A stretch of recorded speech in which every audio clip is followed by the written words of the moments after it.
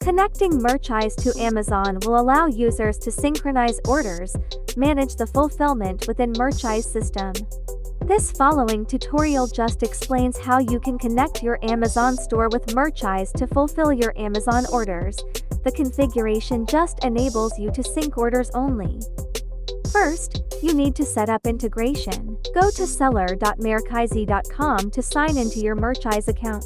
Under Integration tab, click Amazon. Enter your marketplace ID and store name in these following fields.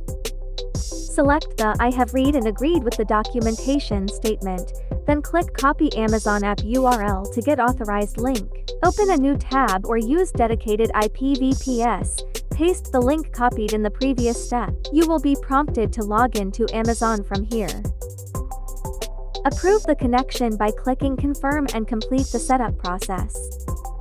Your Amazon account has been connected to Merchise, ready to sync and fulfill orders. Every synced order from Amazon have two tags in form, Amazon and Amazon your store name. As Amazon orders are fulfilled, Merchise will send the tracking information back to your Amazon account and notify your customer.